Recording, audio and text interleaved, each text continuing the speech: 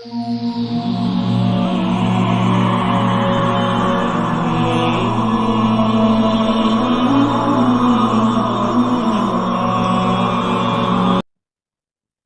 جیسے آپ نے فرمایا کہ تصور شیخ اور فیض کے حوالے سے، تو حضرت جیسے انسان مراقبہ کرتا ہے تو تصور شیخ بننے کی کوشش کرتا ہے، تو کیا مراقبے کی ابتدا تصور شیخ سے ہی کی جائے یا اس سے بھی پہلے کوئی اسٹیج ہے جہاں سے اسٹارٹ کرنا چاہیے؟ دیکھیں، سب سے پہلے جو ہے نا، آپ کو اپنے ذہن کو خالی کرنا آنا چاہیے۔ اب جب ہم تصور شیخ کرتے ہیں تو کسی کی صورت کا تصور باندھنے کے لیے توجہ کو ایک طرف ہونا ضروری ہے، اسی لیے پہل تصور شیخ نہیں ہو پاتا، کیونکہ ہمیں عادت نہیں ہوتی توجہ کو ایک جگہ جمع کرنے کے۔ اب دونوں ہی صورتیں ہو سکتی ہیں کہ یا تو پہلے توجہ کو ایک سمت میں کرنا سیکھیں،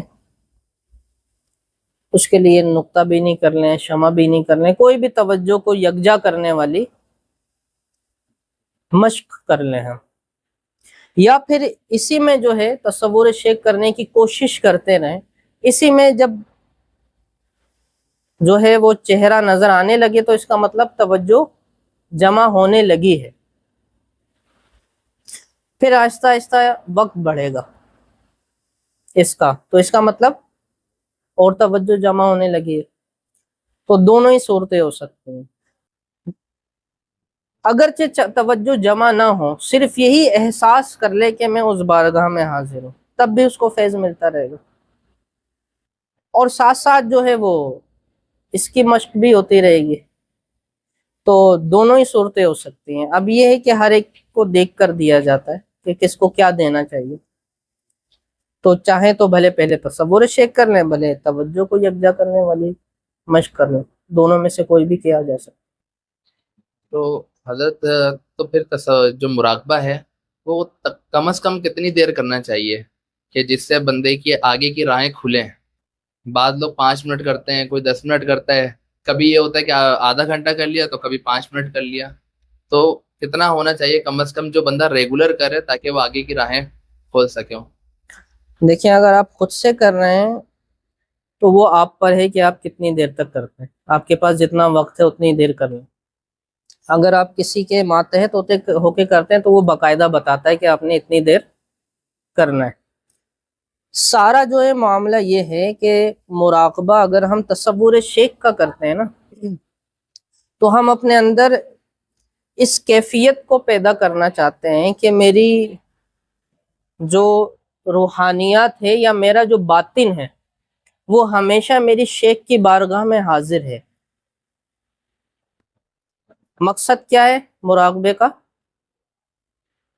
یہی ہے کہ یہ کیفیت میرے اندر پیدا ہو جائے اس مراقبے سے کہ میرا باطن ہمیشہ شیخ کی بارگاہ میں حاضر ہے، شیخ کی بارگاہ میں حاضر ہے، میں ہمیشہ اس حضوری کی حالت میں رہوں۔ ٹھیک، تو اب بھلے وہ 2 منٹ سے پیدا ہو جائے، کیا 2 منٹ مراقبہ کیا اور یہ پیدا ہو گئی، صحیح، تو اب 2 منٹ کافی ہے۔ 5 منٹ سے ہو جائے تو 5 منٹ، 10 منٹ سے ہو جائے 10 منٹ، جتنی دیر میں یہ پیدا ہو گئی اور اتنی پختہ ہو گئی کہ آج کے دن یہ رہے گی کیفیت، کل پرسوں کی نہیں سوچوں گا میں، صحیح، آج کے دن یہ کیفیت رہے گی، اتنا مراقبہ کر لیا میں نے، بس کافی۔ صحیح، پھر اگلے دن کے لیے اگلے دن مراقبہ کر، صحیح، سبحان اللہ۔ تو بس وہ کیفیت جب قائم رہے گی تو وہ تصور شیخ خود ہی چلتا رہے گا۔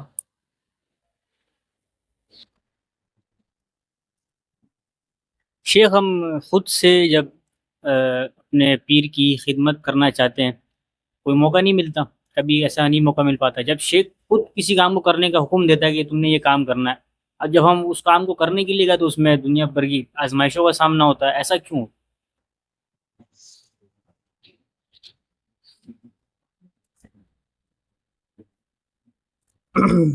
شیخ کوئی حکم دے اور وہ کرنے میں آزمائشوں کا سامنا ہوتا ہے. تو یہ بھی ایک آزمائش ہوتی ہے. کیا؟ صحیح. یہ بھی ایک آزمائش ہوتی ہے کہ جو ویسے تو کوئی کہتا ہے کہ ہماری جان بھی حاضر ہے، تو جان تو دینے کے لیے تیار ہے، لیکن ان آزمائشوں پر پورا اترتا ہے کہ نہیں اترتا. تو کام ہی ایسے کہے جاتے ہیں کہ ایک بزرگ کے حوالے سے تھا، وہ ہر وقت جو ہے نا وہ ذکر و اذکار میں وہ لگے رہتے تھے، ہر وقت چلے کی حالت میں رہتے تھے. تو اب وہ کیا کرتے تھے کہ ایسے پھل منگواتے تھے جن کا موسم ہی نہیں ہوتا تھا. اپنے کسی مرید کو بلاتے تھے، کہتے تھے کہ بھائی جاؤ فلانا پھل لے کر آؤ. صحیح. اب اس کا تو موسم ہی نہیں ہے، کہاں ملے گا؟ لیکن وہ کیا گھوم گھوم گھوم گھوم پورے دن گھوم کر آ کے آخر تھک کے، حضرت ہم نے اپنی طرف سے پوری کوشش کر لی، پورا دن لگا دیا، کوئی شہر کا جگہ نہیں چھوڑا، کوئی منڈی نہیں چھوڑی، سب یہ کہہ رہے ہیں کہ موسم نہیں ہے اس کا. صحیح. کہتے ہیں اچھا اچھا اچھا چلو صحیح ہے، یہ دیکھو میرے پاس رکھا ہوا ہے، مل گیا، کوئی بات نہیں. سبحان اللہ. تو سارا یہ ہوتا ہے معاملہ کہ ایک ظاہری آزمائش بھی ہوتی ہے، اور اس کے بعد عطا بھی کیا جاتا ہے. آزمائش کے بعد عطا بھی ہوتی ہے.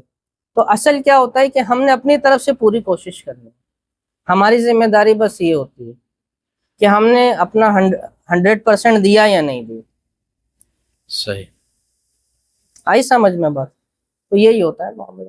آزمائش آتی ہے، آزمائش یہی ہوتی ہے کہ مشکل آئے، لیکن مشکل کے بعد ثانیہ. آسانی بھی ہوتی ہے. جی حضرت یہ اسما کے حوالے سے ایک سوال تھا کہ ایسے اسما پڑھنا جس میں رب تعالیٰ تعالیٰ کی صفات کا ظہور ہو رہا ہے، تو اس کے اسما پڑھنے سے سالک کے اوپر کیا کیفیت طاری ہوتی؟ الگ الگ اسما پڑھنے سے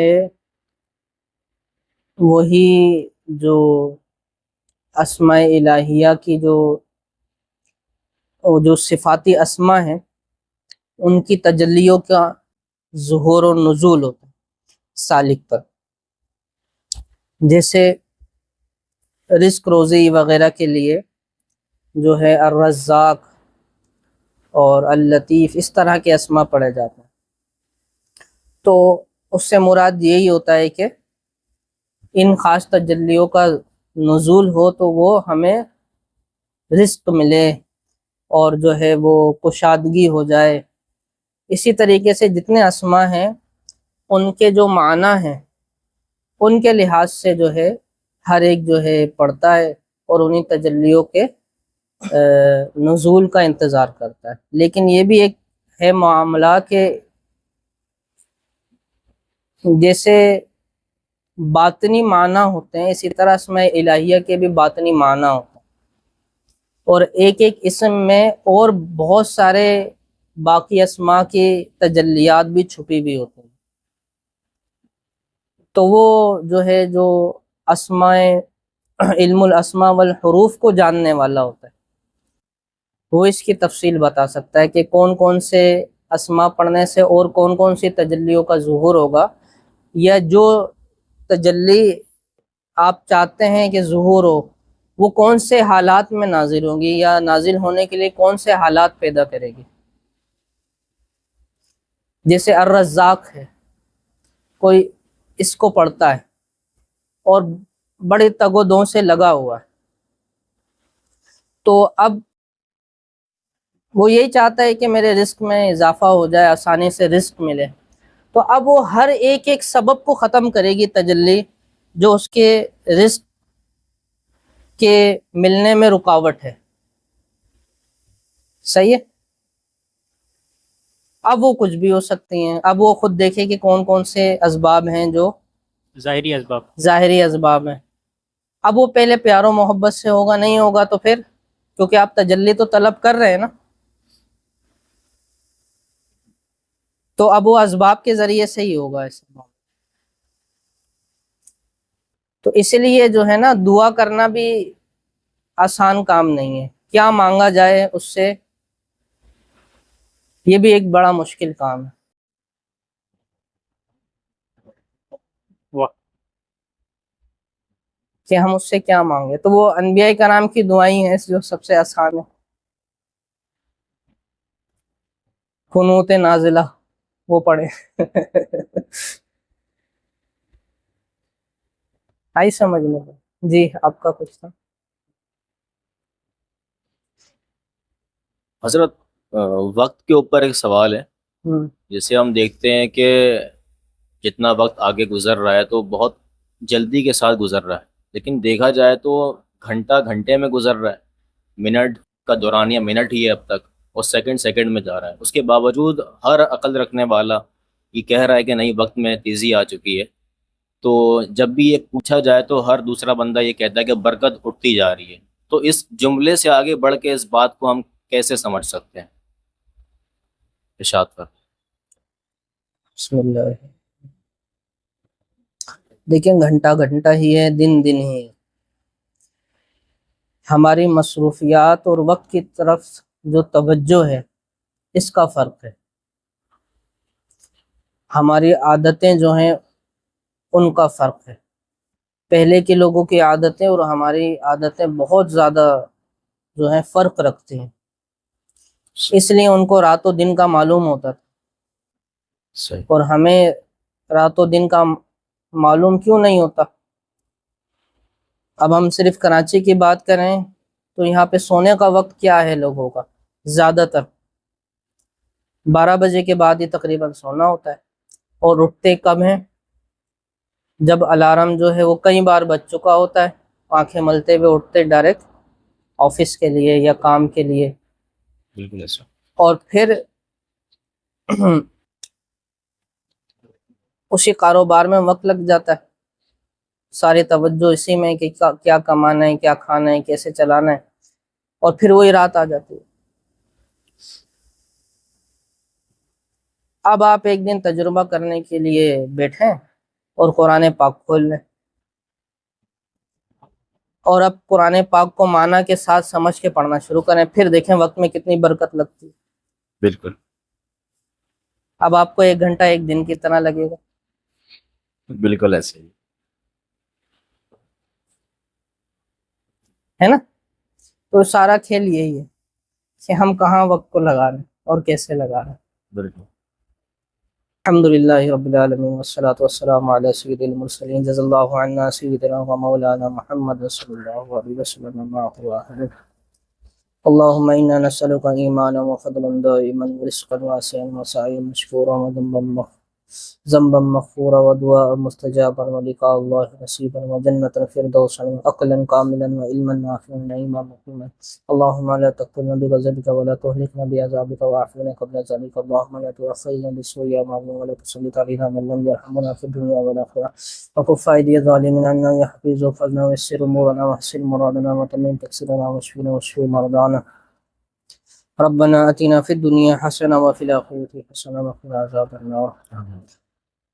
یا الہ العالمین جو مانگ سکے وہ بھی عطا فرما، جو نہ مانگ سکے محض اپنے فضل سے عطا فرما. جتنے لوگ دعاؤں میں شامل ہیں سب کے دلوں میں جو نیک جائز دعائیں تو تمنا خواہشات ان کے حق میں بہترین قبول و منظور فرما.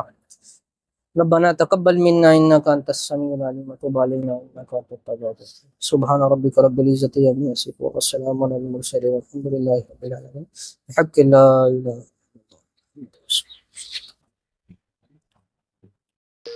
الله.